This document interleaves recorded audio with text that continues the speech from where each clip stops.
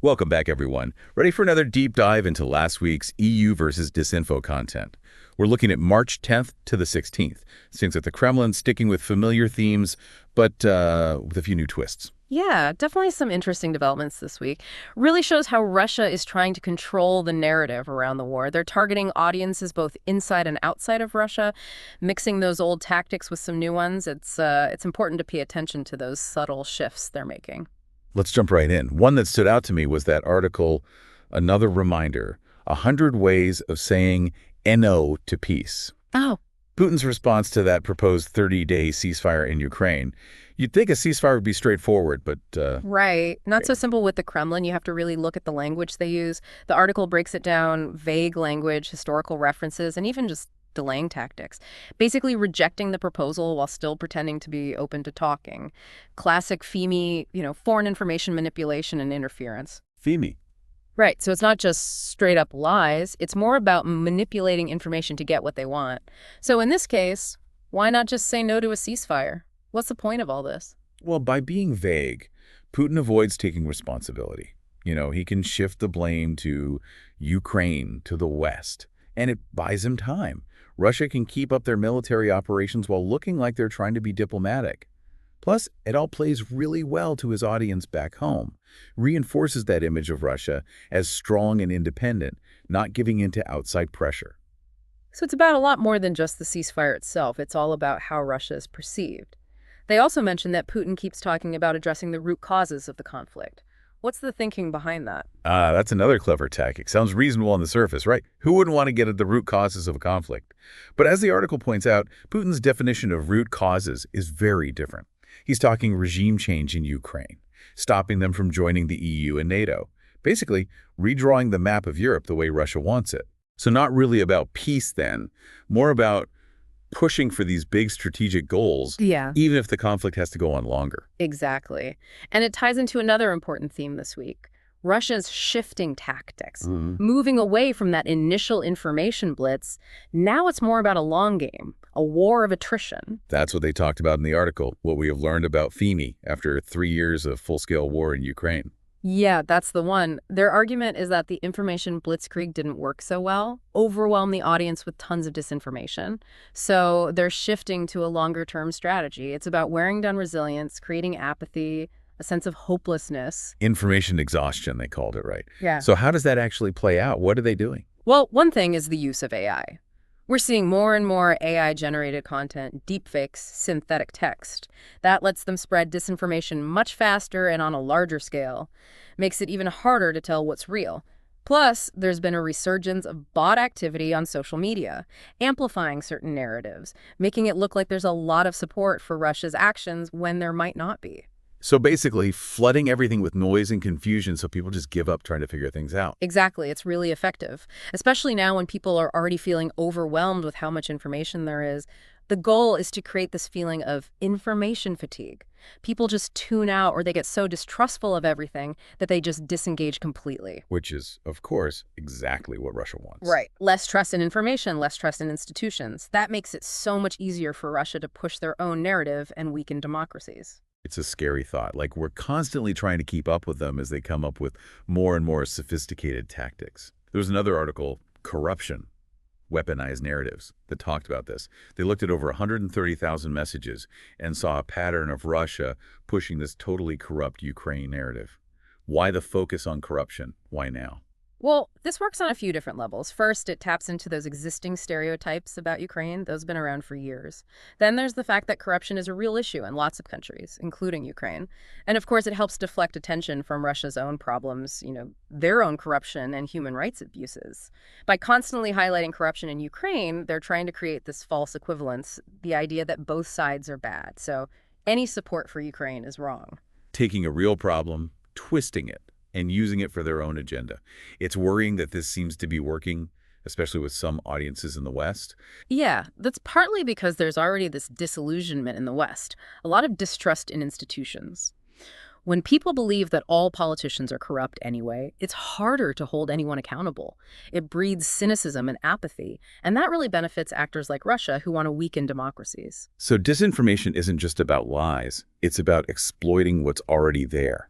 anxieties, vulnerabilities, and grievances to create division and break down trust. And the article makes it clear that this isn't just some random people online.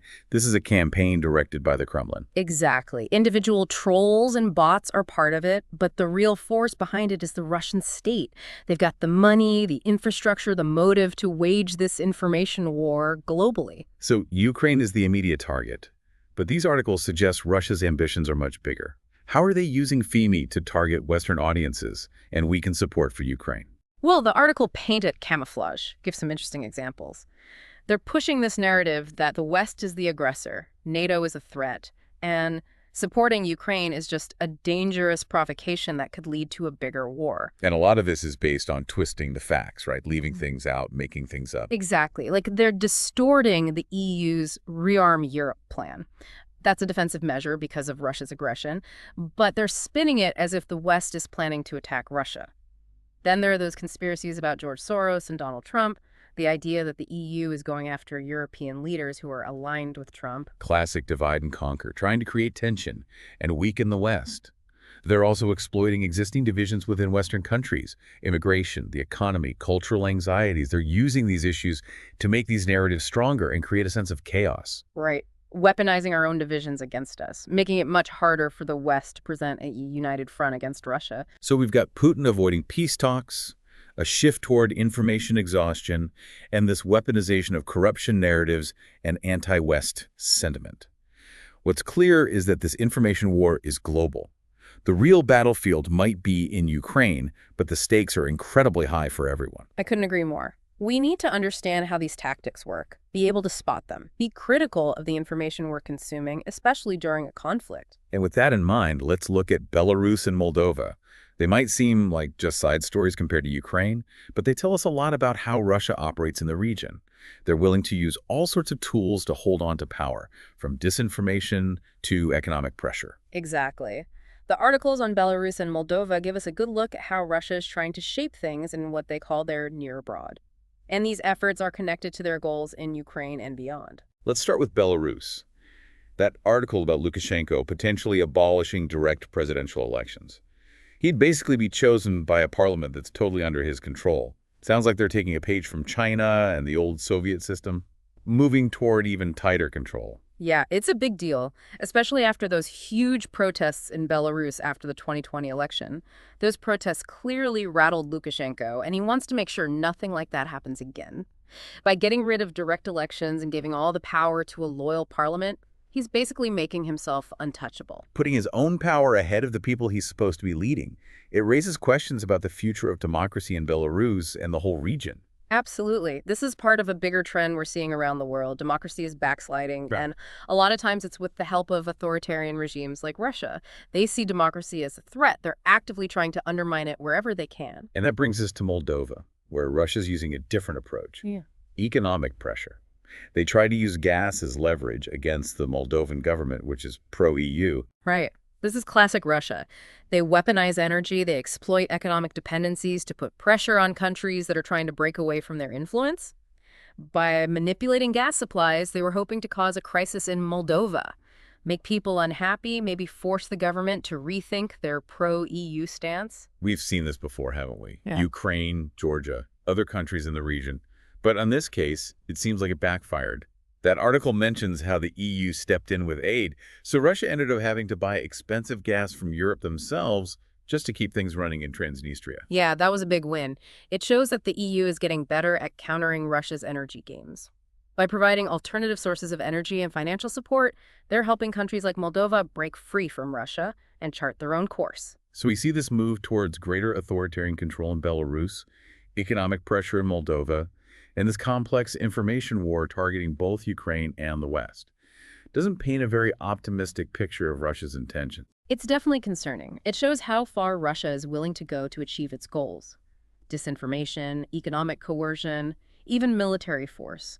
They're not afraid to use whatever tools they have. A reminder to stay alert, to understand these tactics, and to be ready to counter them on all fronts. And it's not just about, blocking their tactics. We also have to understand what they're really after. What are their goals? What's their vision for the region? And how does that clash with what countries like Ukraine, Moldova, and Belarus want? That's a really good point. It's easy to get lost in the headlines and miss the big picture. So based on what we've seen in these EU versus disinfo articles, what do you think Russia's long-term objectives are? Well, their actions and their rhetoric make it pretty clear. They want to be the dominant force in the region again, to have that sphere of influence they had back in Soviet times, to control those former Soviet republics. They see NATO and the EU expanding as a direct threat, a threat to their security, their status, and they'll use any means necessary to stop it. Military force, economic pressure, information warfare. They want to hold on to what they see as their territory, their rightful land. That rightful territory idea is interesting. There was an article, the DNA of Russia campaign, that looked at how they're using this shared history and culture thing to justify what they're doing in Ukraine. Is this a new tactic? Oh no, this goes way back in Russian history and ideology. The idea that Russia has a special mission to protect the Slavic people, like there's some mystical connection. It's been around for centuries. What's different now is how they're using it in this information war. They're using it to justify their aggression and to try to get Russians, both inside and outside of Russia, to feel this sense of shared identity. The article even had this strange example where they were saying that Russians are genetically predisposed to peace and compassion. It's like they're trying to create this image of Russia as a force for good while they're bombing Ukrainian cities. It's totally rewriting history. They want to create this alternate reality where Russia is always the victim, never the aggressor, trying to erase the memory of all the terrible things that happened under Soviet rule, the Holodomor, the Chechen Wars, so many other examples of brutality. And they do it by appealing to people's emotions. Nostalgia for a simpler time when Russia was powerful and respected. It's almost Orwellian. They're twisting the truth so much, and yet it seems to be working on some people. And that's the danger of disinformation. It plays on people's emotions, their fears, their insecurities. It gives them a simple explanation for complicated things. Good versus evil, us versus them. In a world that feels so chaotic, that kind of simplicity can be very attractive. So how do we counter that? Especially when they're packaging it all up with history, culture, and this shared identity. It's tough, but it's not impossible. Education is a big part of it. We need to give people a more accurate and nuanced understanding of history, expose the lies behind these narratives, but we also have to offer a different vision, a positive narrative that speaks to people's hopes, not their fears. So not just debunking their myths, but offering a counter-myth, I guess. A more compelling story about who we are and what we believe in. Exactly. A story that focuses on freedom, democracy, human rights, international cooperation. A story that acknowledges that the world is diverse and complex, but that we face shared challenges and need to work together to solve them. It's a battle for hearts and minds, more than anything else. And it's going to take a long-term commitment. We need to be willing to talk, to build bridges, to find common ground. Absolutely. And we need to remember this isn't just a fight against disinformation. It's a fight for the kind of world we want to live in. It's a fight for the soul of our societies. That's well said. It's a lot to take in, Feels like we've just scratched the surface of this whole information war thing. But I already feel like I have a better grasp of how Russia is using disinformation to get what it wants. That's what these deep dives are all about. We take a really close look at a specific set of sources. This time it was those EU versus disinfo articles from last week. And we pull out those key insights, the patterns, the underlying motivations, the stuff that might not be obvious otherwise. And what's really striking is just how big this effort is. It's not just Ukraine they're targeting. It's the West. It's their own people. They're trying to shape the narrative globally. Exactly. They know that information is power, and they're using it as a weapon to undermine their opponents, sow division, create chaos and confusion. And they're getting pretty good at it, which is worrisome. Those tactics we talked about, the vague language, the twisting of history, the AI-generated content, using corruption as a weapon, It's all designed to play on our weaknesses, our biases, our emotions. They're tapping into our fears, our anxieties, our desire for easy answers in a world that's anything but simple. The more we understand these tactics, the better we can resist them. So where do we go from here? What are the big takeaways from this week's deep dive? Well, I think the most important thing is realizing that this isn't something we can ignore. The stakes are just too high. If disinformation spreads unchecked, it undermines trust in our institutions, weakens democracies, and makes us all more vulnerable to manipulation. So we need to be on guard, we need to be informed, and we need to be critical thinkers. Right. And we need to be proactive, not just reactive. We can't just wait for disinformation to pop up and then try to debunk it. We have to be actively promoting truth, accuracy, and transparency. And that means supporting good journalism, fact-checking organizations, media literacy initiatives, all of that. It also means being careful about what we share online, being responsible with information, and calling out disinformation when we see it. It's a team effort. We all have a part to play in building a more resilient information ecosystem. I think we can do it. We have the tools, we have the resources, and most importantly, we have the will to defend truth and democracy. So to our listeners, as you continue to navigate this world of information, keep in mind what we've talked about today. Be critical, be curious, be engaged. Don't let disinformation win. And remember, you're not alone in this fight. There are so many people and organizations out there working hard to expose disinformation, to promote truth, to build a more informed and resilient society. Thanks for joining us for this deep dive into the world of disinformation. We'll be back next week to break down more of the latest trends and tactics. Until then, stay informed, stay vigilant, and stay empowered. Thanks for listening.